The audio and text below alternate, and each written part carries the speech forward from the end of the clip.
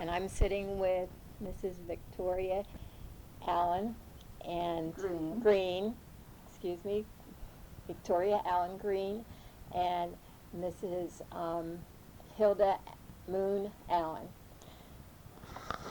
Would you like to introduce yourselves?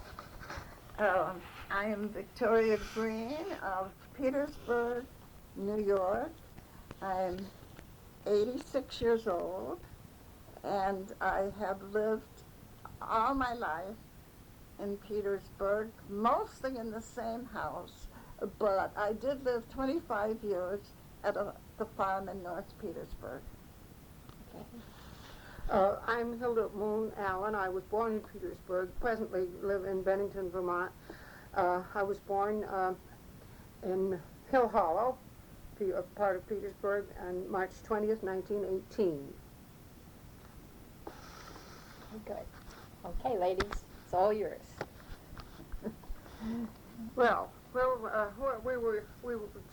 were talking last night about the East Hollow picnics. Yeah? And I have to say that I don't remember them. I remember hearing about East Hollow picnics, but never went to one that was called East Hollow Picnic. The first time I ever went was to a Moon reunion, and I rather think that might have been after the East Hollow picnics had ceased. And I think that's perhaps why the Moons had a reunion, because previous to that time they had pretty much all lived in the town of Petersburg, and the descendants of Simon T. Moon had lived in the East Hollow section. My folks had lived in Hill Hollow, the different corner of Petersburg. But the first ones I remember, the Moon reunions, started not in Joel's Grove, as that place, then owned by George Smith, was called, but in Williamstown, at the foot of the trail, where the restaurant is. There was a restaurant there then, now, too. And that was in the early 1930s. And after doing that for a couple of years, they decided to move them up to Joel's Grove in East Hollow. But now you remember the old East Hollow picnics when they had the buckskin band. I do. Carol Alderman, is writing a book about East Hollow. And so far, the material she's got is about 3 murders. And they all took place in East Hollow. And I said yesterday, when I was talking with her, that I thought she ought to have something in it beside murders. And I suggested the East Hollow picnic, because the East Hollow picnic was a big event. And when I was a little girl, there was no place I wanted to go as bad as I wanted to go to the East Hollow picnic, and I was never getting there. My family didn't go, but I would see, it was before automobiles were plentiful. There were some around, but we didn't have many. But anyway, the wagons would go by, and the people would all look so happy, and they'd all have big baskets of food in them. And there was one particular one that had great big drums on it, huge, great drums, and that was the old buckskin band.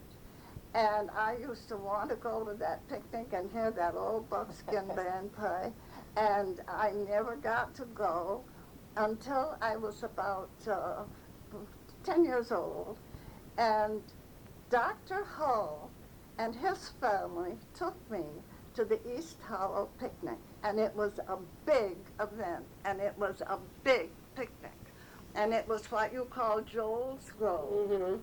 and it was a beautiful spot.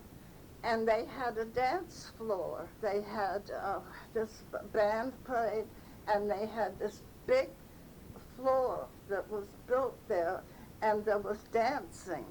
And I knew some of the girls who were dancing there. They were older than I, but there were girls and boys that I believe came from, the boys came from Pittstown, but the girls were local girls. There was Minnie Moon and Mamie may have been married at that She point, was but about Minnie 10 years hadn't. older. And Hazel Thomas. Church Hazel was Church then, Thomas, and I suppose Lottie, probably. who? Do you remember Lottie, seeing Lottie? Oh, Lottie, What was her name? and Hakes, The Hicks girls, yeah, Ruth. Ruth Hakes, and these boys. Now the one, yes, she married the Humphrey. Yeah, and then there were boys there that came from Pittstown, I think. And these girls and boys danced, and the band played. I bet they were Brennan Stools. Well, Because Mamie, maybe married a Brennan Mary Stool. I Brennan didn't Stool. know the boys. I had no Yeah. idea who they were. I just knew the girls. They were probably Mamie Brennan Stools. And then you should have seen the dinner they had. They had cooked corn there. Now, I can't tell you what they used for fuel, but I presume they had a kerosene stove that they took, and they had big kettles, and the corn came right out of the kettles and onto our plates, and they had all kinds of meat and Baked beans, I'm sure. baked beans, casseroles, you just name it. The tables just groaned with food, and it was a wonderful, wonderful picnic. And it was kind of a historic picnic because after the dancing and after the eating and the band playing and everything, Dr. Hall, who had asked me to go with his family, and Harry Green, who was later my father-in-law, only he had died before he was my father-in-law, but he was my husband's father, had a political debate. That was the North End against the South End. That was the North End, yes, North Petersburg against South Petersburg. And there had been a tradition that first the candidate would come from one town, and then the next 2 years later from the other town. And Dr. Hull had already been. He was not about to let go. And he was not, no, he wouldn't let go. So Harry Green was trying to get in, but he didn't succeed. Dr. Hull beat him. But anyway, they had this political debate. So the East Hour picnic covered so many aspects of Petersburg life. There was the food, there was the revelry, the dancing, there was the political, and there was all the gossip and neighbors of the women sitting around who had prepared the food, and really it was a wonderful Petersburg event. And I supposed it had gone on forever. And when Carol was telling me about her murders, and I thought she ought to lighten it up a little with the East Tower picnic, and she said she didn't think she could because she didn't know they had them whether they had the East Tower picnic in 1868. So I had to come and ask Hilda, and Hilda doesn't know either, but I doubt it. I doubt it very much. I doubt it very much. You said you thought it was the Buckskin Band, that it was the birth of the Buckskin Band that probably started the East Tower picnic. When was that? Called the Buckskin Band. So when was They the were, birth of were that? like pipes and drums. It was really pipes and drums. Well, I don't know how far back they've gone, but the Weavers were a musical family always, and they were all up to Earl Wilcox, whose mother was a Weaver. They were musically talented, although they had no sophisticated education in music, but they played pipes and well, I don't know what in the world they had, whether they had recorders. Mostly you hear about pipes and drums, and I think that's what they had. And of course there had been a Petersburg militia. I think I have to give you, if I haven't already, Betty, some records from the Oh, good. who was in the militia and when they served. That was earlier. That was in the middle of the 19th century, in the middle of the 19th century. But I think probably that fife and drum corps probably came out of the militia, because certainly you always hear about fifes and drums when militia are active. So, but the Weavers, anyway, the Weavers, who were East Hollow people, were, I think, the starters of the Buckskin Band. That's what I heard from my folks. So I never heard the Buckskin Band. I only heard about it. So I heard once, maybe it was from you, Victoria, that there was snow one year when that took place on July 4th. Where did I hear that from? I think it's possible, because I have a picture of my father and Harry Lewis in an open car with overcoats on that was taken the 4th of July. Now, I'd never heard there was snow, but there could have been snow up in East Hollow and not in the village. It's possible. It's possible. But I know in that parade, in that open car, those men are all bundled up like it was a very cold day. And wait, there was a year, only it was much earlier than that, the year 1816, when it snowed every day, every month for the whole year. And of course, that was long before you. That's the only year I ever heard. But and I don't know either that when speaking of snow on the mountain, that's of course leads to the basket makers. To think about the basket makers. And that was, I think, that was around Memorial Day, wasn't it?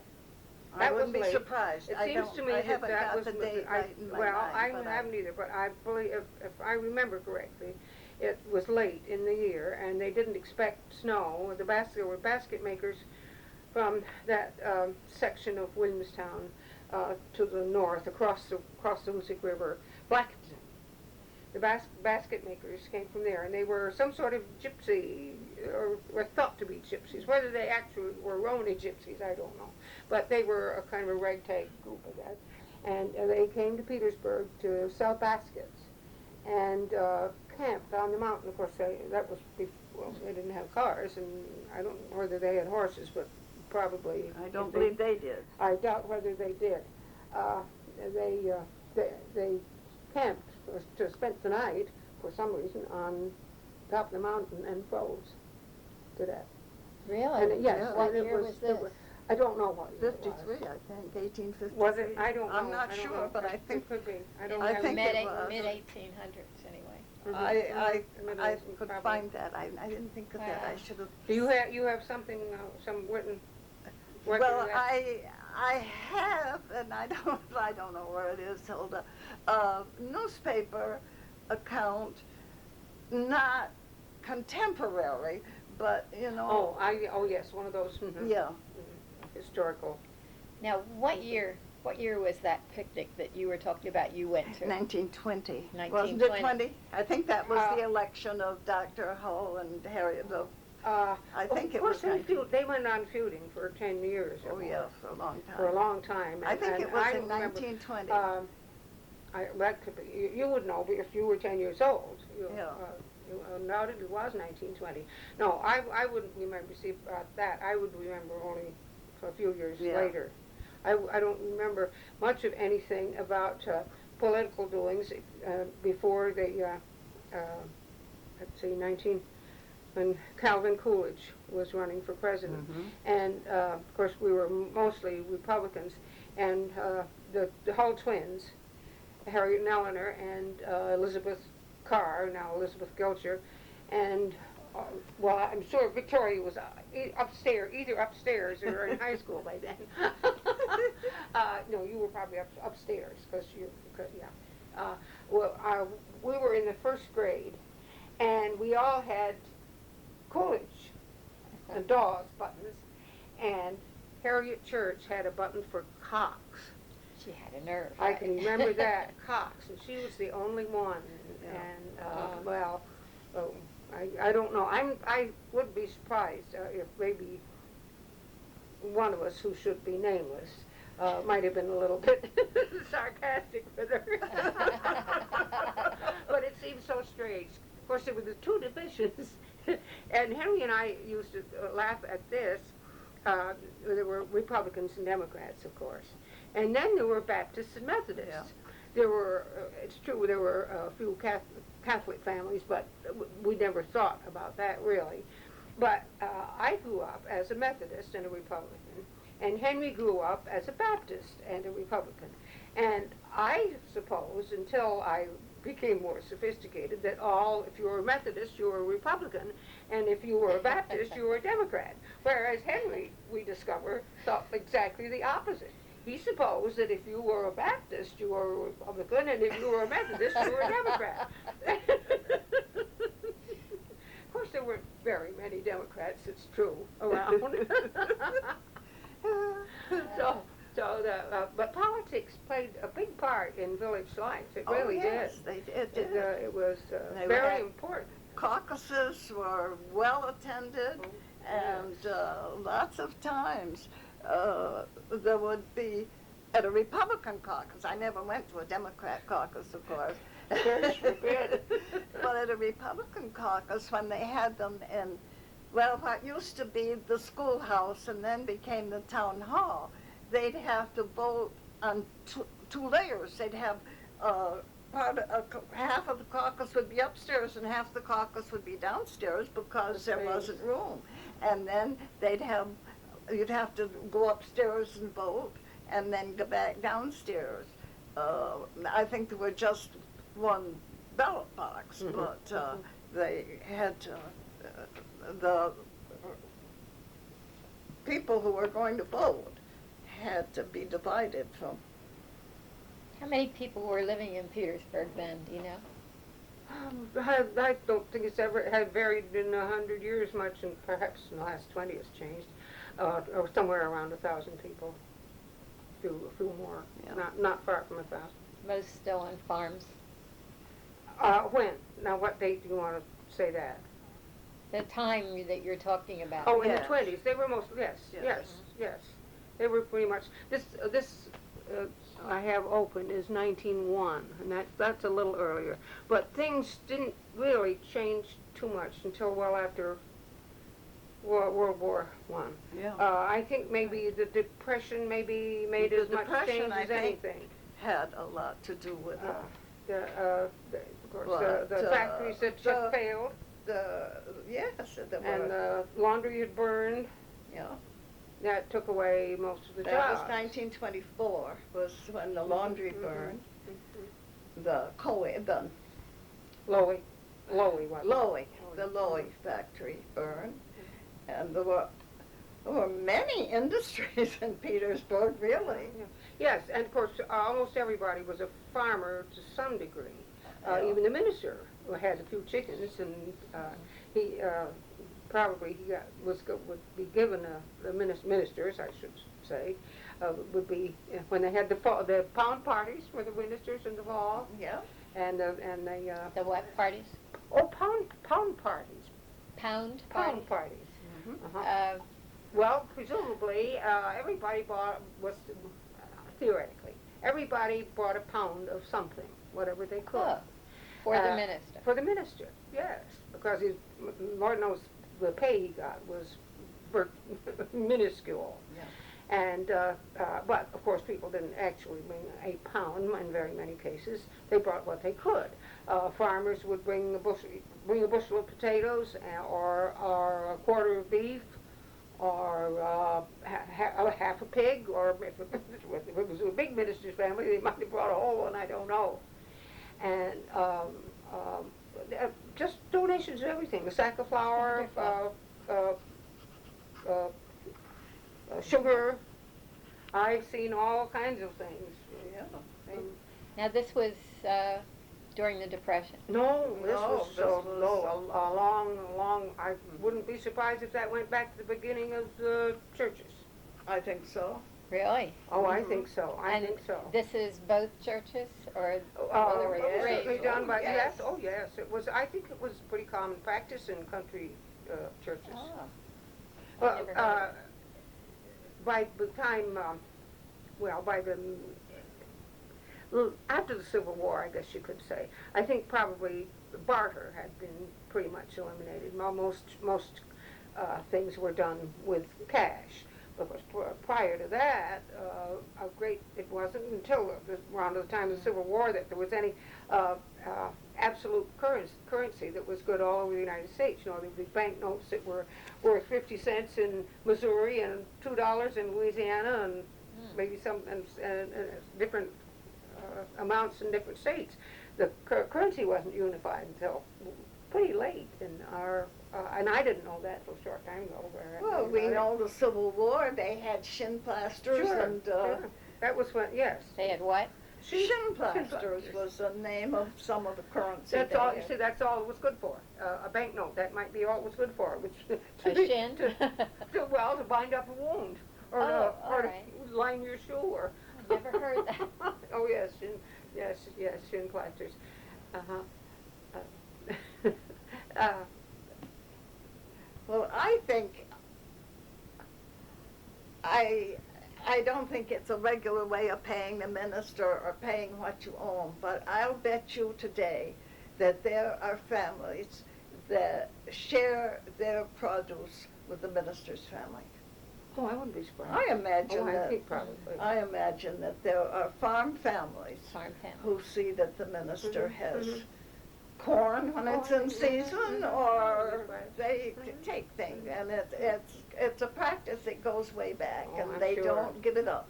So now, did this happen like in harvest time?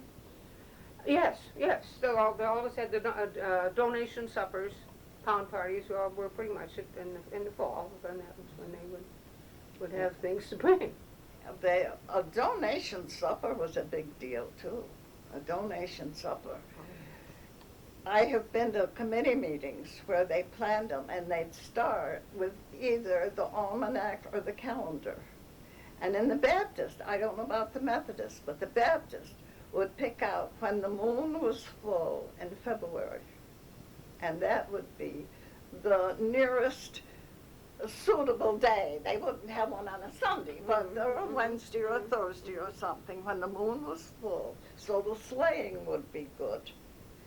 And then they picked the date. And then they would, it was always an oyster supper. And I think that goes way back to the first settlers. I think that Oyster goes. supper. I think that Uh-huh. goes back to the Rhode Island. Okay. Uh-huh. And they would go sleighing? I No, mean, no, what are you no, talking that about was the sleighing? transportation to the transportation. church. Oh, of course. And no street lights, and no headlights on the horse. No. And they Not had, from the country. sheds. Both churches had Mhm, sheds that mhm. they could put their horses in to protect them from the cold.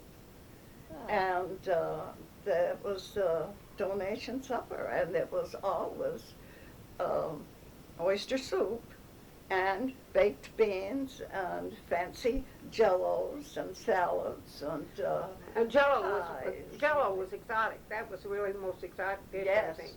yes. Jello was something. Didn't come in a box then, I take it. Oh, well, yes. You got envelopes. Oh. I don't know. I can remember my grandmother Ellen telling about her mother, and they took the fanciest and best things they knew how to make went to donation. Ooh.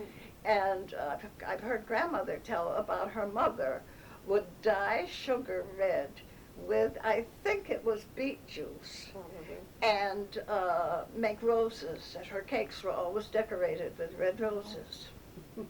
And that she always did it for donation. That was one of the things that people took their very best food.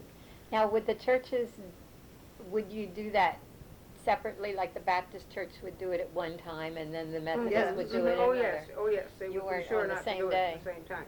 Uh-huh. And usually I think the same people made the soup.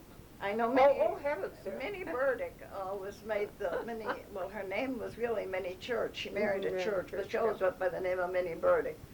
Always made the soup at the Baptist church. And I remember one year the oysters didn't come. The oysters were ordered from Rhode Island, I guess. Mhm. And it was a big thing. They come in on the train, and it was a big thing getting the oysters. And one year they didn't come. And I remember Earl Simon, that was after automobiles were run. And I remember Earl Simon going to Troy and buying the oysters and bringing them out because they didn't get here from New England. But until then, they'd always had oysters from wherever the people came from, and I believe it was Rhode Island. Those were those big. Looks like the people really stayed close to their roots in Rhode Island. Well, you see,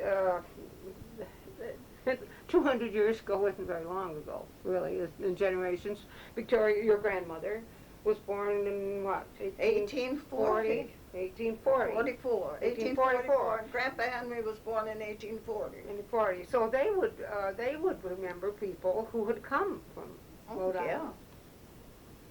And they would have been And they still had relatives there too. Oh, heaven, yes, oh yes. Well, Victoria's grandfather, or great-grandfather, your grandfather went to Rhode Island and got that information from a half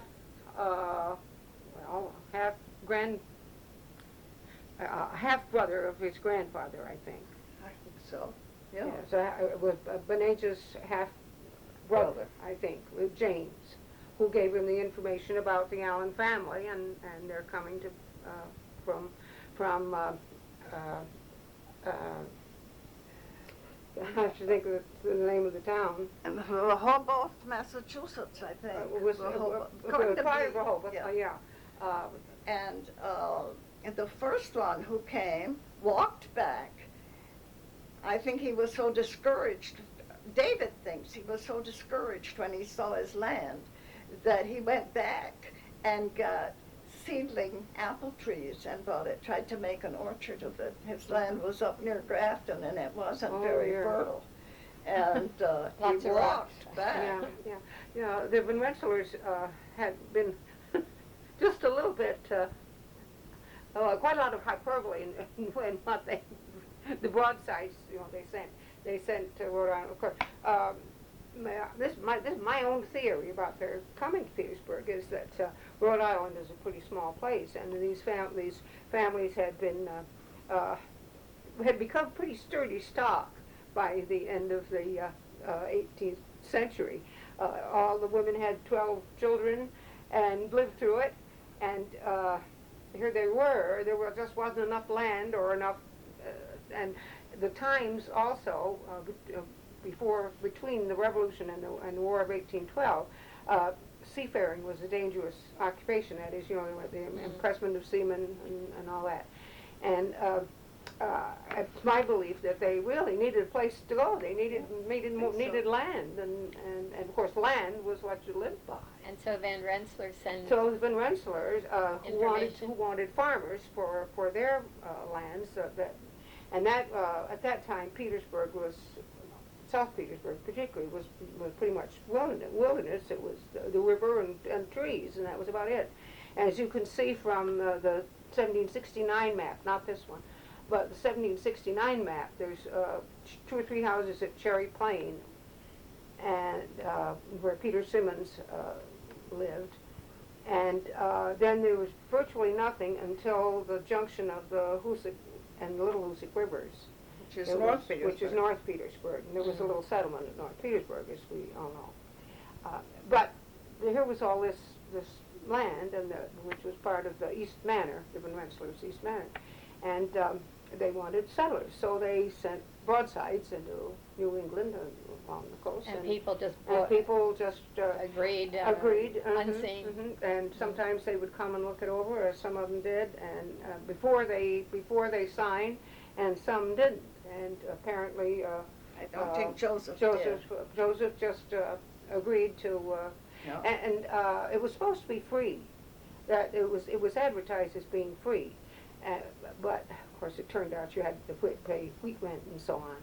But it wasn't quite as free, and also it was advertised as being nice, beautiful land, and it's entirely possible, I suppose, that the people who lived in the Hudson River Valley had never been over Grafton Mountain into the on that side. They didn't really know how really kind of desolate and barren the Grafton was, and how full of trees, although with better quite a lot of good bottomland, how Petersburg was. So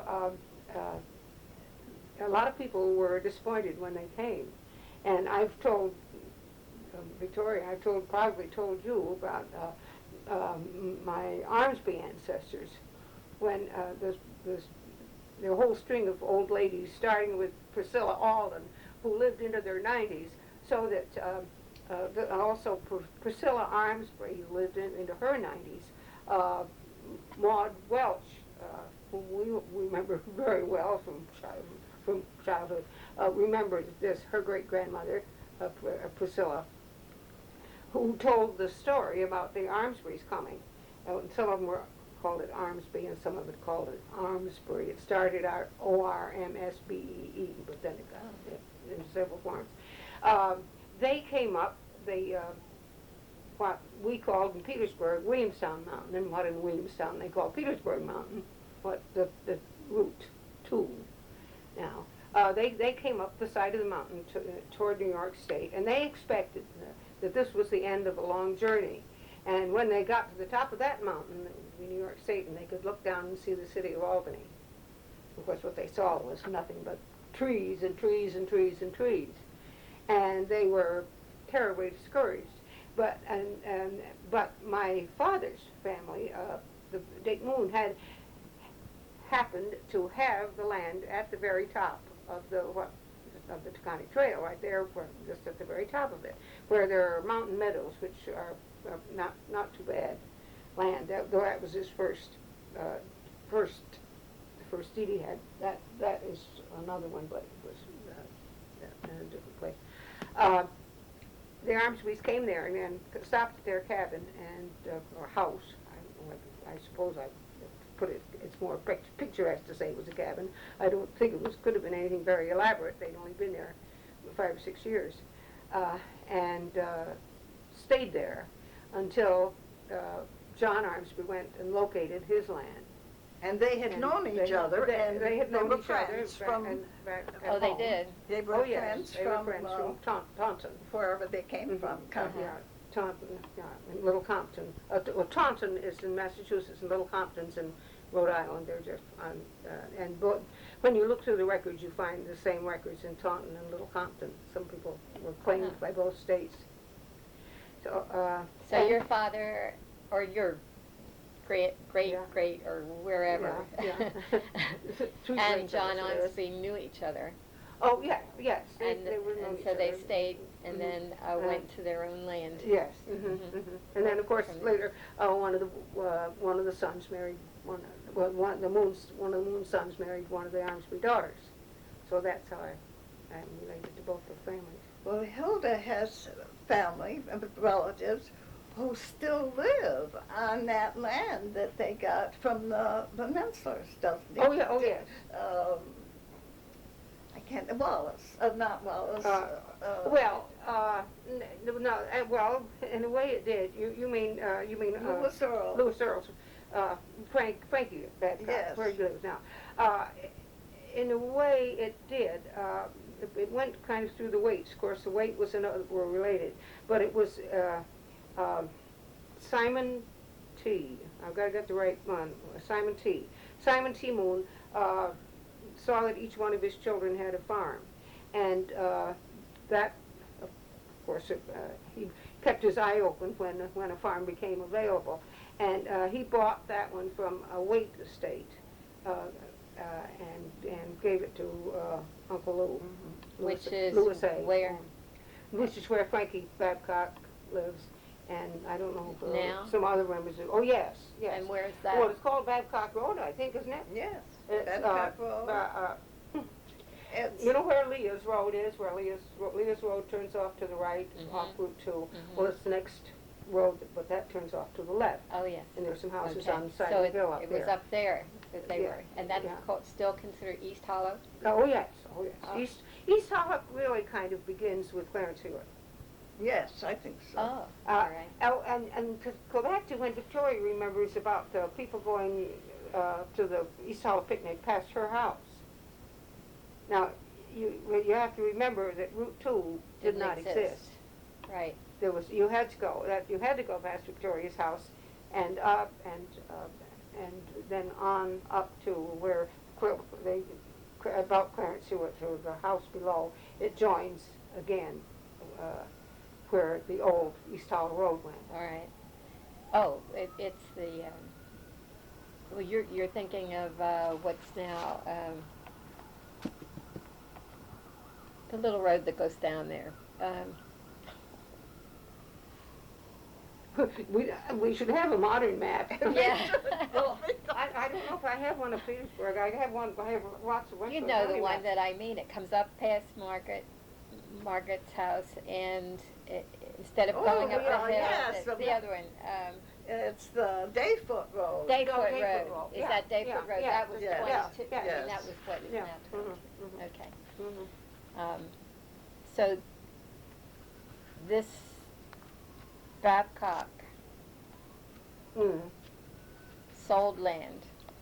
So it wasn't an original piece of land that that the Moon family had. You were saying that the Moon family lived on an original piece. No, it wasn't that. I don't know who had the first deed to it. But I don't think Dick Moon was the first Moon to come. No, it was his grandson who really saw that East Hollow became mostly Moon territory. Okay. Because he bought up the farms right around him. And unless anybody who's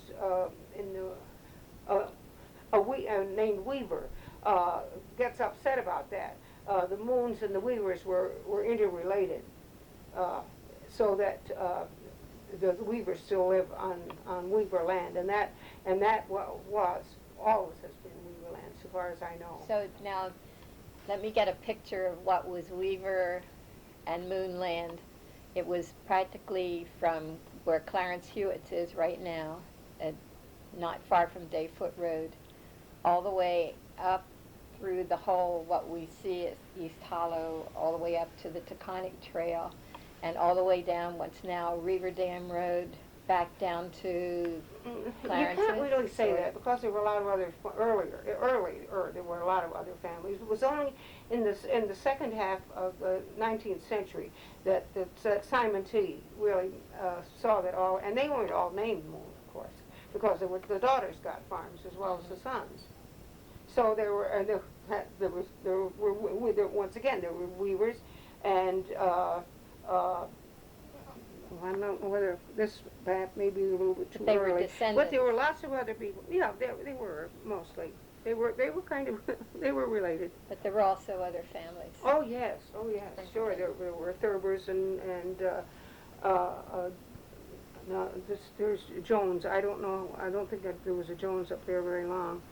But the Phillipses were a very early family. They are still there. And started on that land. Up there And they too. were, well, they. Almond and Well, see, he married Moon. that's right. He married a Moon. He married one of the Moon girls, Yeah. and that's how he happened to have that. They happened to have that farm, and Merritt Jones married one of the Moon girls, Yeah. and that's the where the Lydia Baxter sign is.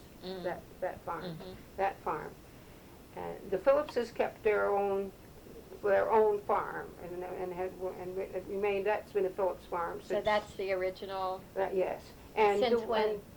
Well, since late 1700s. I don't know the exact year Thomas Phillips came, but Okay, so in the original. he shows on the 1790 census in Stephentown, but I'm sure enough that he was there on that farm.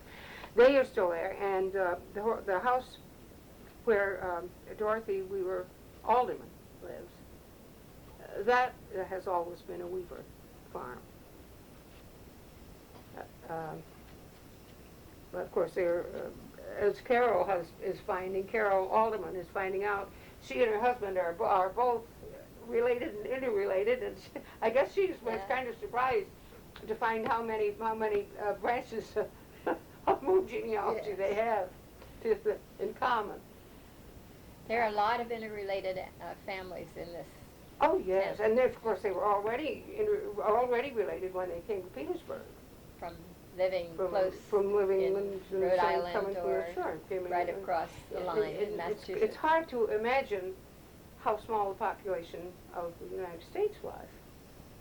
Yeah. What is that fact you got somewhere, a factoid, that Steventown was the 5th largest city in the United In States? the United States, At the time of the 1790 census. at the 1790 census, Really? according to, I don't know where I got, where did I get I it? don't know where you got that The information, fifth but largest city in 1790 something. Yeah. since it's the 1790 census. So, But of course, Steventown also included Petersburg and Grafton. yes, it was but a- even so. it was the Steventown, south, but even so, the it's- southeast quarter, Yeah. or a little more And of it was Rensselaer County. before the country was opened for all the immigrants that Mhm. came later. Mhm. Let's see, you had Philadelphia and you had Boston. Mhm. New York, I think, probably would have been. New York, in there. yeah. Mhm. And whether there were the South, I don't know about cities in the South. Of course, I'm pretty ignorant about the South in general, but they tended to be Farmland. well. Plantation. It was a whole different social system. You see, they tended to be granted large thousands of acres to a person. They came mostly from a slightly higher social classification, I think, than the northern settlers, and they would have a grant of maybe several thousand acres, and so that militated against the growth of large cities, whereas small farmers would tend to have villages and make crops grown. And of course, also there was a matter of seaports. Usually the biggest cities grow up with access to the sea, along the seashore. Yeah. And I don't know. I don't know. It seems to me that there must have been something in some city or two in the South that would have got in there before Steventown. But, Well- even in fact, Albany even. But Yeah. but Albany, just celebrated its 200th, if you remember. That was different. Several different areas. Beverwyck, what is now downtown Albany, was Beverwyck, a different town or village. And so Albany is not isn't as it's old because of the early Dutch, but as it didn't become the capital until. Am I right about 200 or is it 150? It's not. I know I was surprised when maybe it's only 150 years. You'd have to look that one up. But they celebrated anyway, some kind of a centennial or some certain number of years. And it surprised me that I had kind of thought Albany was always the capital, but it wasn't. What was? Well, I don't know whether Well, New York was or one of them it might was have been in Dutchess County, Kingston, or some odd place like that. Kingston, I think. Dutchess County Yes. was pretty important. It was sort of the hub of Kingston, I'm the, sure it was. the Dutch. Well, the Dutch. There were more Dutch probably in Dutchess County. In fact, I don't think DUTCH. It's I didn't realize that for a long time. I used to think of Dutchess as Duke and Duchess, but it isn't. It's DUTCH, ESS County, and they were Deutsch, and Holland Dutch, and I think probably you're right that Kingston was that may have been the 4th largest. I don't know. Maybe it was bigger than New York. I don't know. New York isn't after all, it isn't very big. New York, Manhattan Island isn't very big. That's true. And there was some different borders then. So, yeah, didn't think about that. Well, My grandmother's father, David G. Maxson, was a Seventh-day Baptist, and her husband was a First-day Baptist.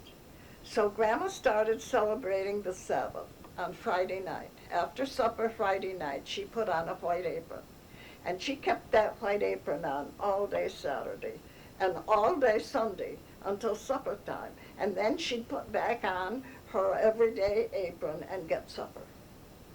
And that was keeping. And we were brought up that we had to keep. Now, I never was allowed to read anything but Sunday school papers on Sunday, or the Bible. You could read the Bible and you could read Sunday school papers, but you couldn't read storybook or anything like that. You couldn't play cards. You could, and I don't understand why, but you could put together jigsaw puzzles. That was within keeping. But fortunately, so we did have something to do.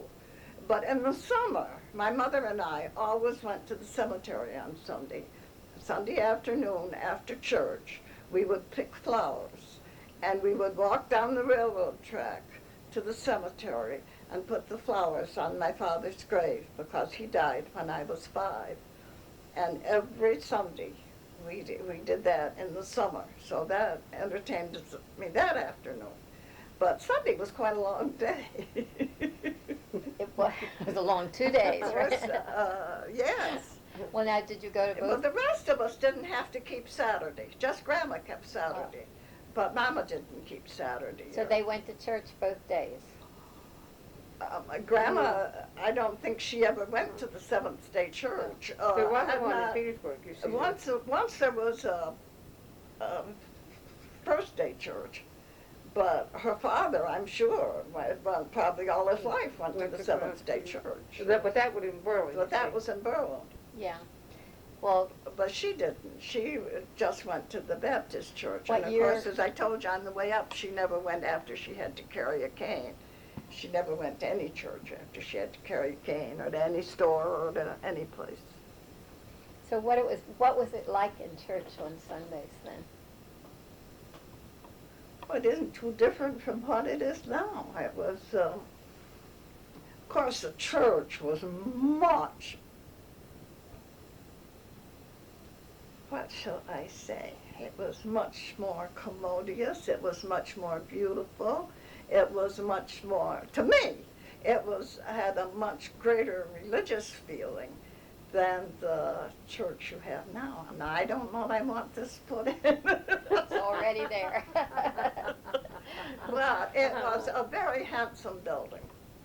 And it was a very sad thing for the town of Petersburg when it burned. And it was impractical because it was very difficult to heat. And there were many practical reasons for them to build a smaller church. But to me, it's a great disappointment to go into the church. There was a beautiful, beautiful stained glass window. You probably heard that many times. I've seen it. It's beautiful. It was beautiful. It was a beautiful window. And that was one member of the church, and I won't say his name, but he says every time he goes in the church and sees that window, he feels like taking a rock and breaking it. I'm another one. What? I'm another one. I wish somebody would do it. The Methodist Church never did have stained glass windows, but the Congregational or Christian Church, which is really a congregational church, that had beautiful windows too. That poor sad building, of course, those windows were all destroyed by fire. And you know which building it is. It's now that hideous yellow thing that was for years was Masonic Hall. That was my mother's family went to that church as long as it existed. That was a Christian church, wasn't A it? Christian church, yes. But actually, it's the same thing as a congregational. It's built on the style of, and if it had been across the border in Vermont or Massachusetts, it would have been called congregational. Because of the way they worshipped, or No, because of the style of the church? Well, because of the more, I think, in the organization of the church, more in the way it was organized than anything else. They're I guess if you want to say rites and rituals and so on. Although they were very pretty plain. That is no fancy stuff. The Methodists, of course, were an offshoot of the Episcopal Church, the Church of England, And so they tended to have to do a little more in the way of less personal prayer, I think, and if you had a good minister, not such long sermons, and the more prayers out of the prayer book rather than the long minister's prayers.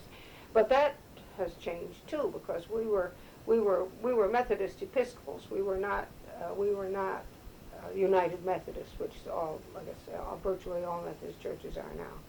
There may be a few splinters, but it's very different now. We always said the Apostles' Creed. I don't know if the Baptists say. I don't think the Baptists say the Apostles' Creed as part of the service. We always said the Apostles' Creed, and of course we had trespasses rather than debts, and we said several short prayers which are straight out of the Anglican ritual.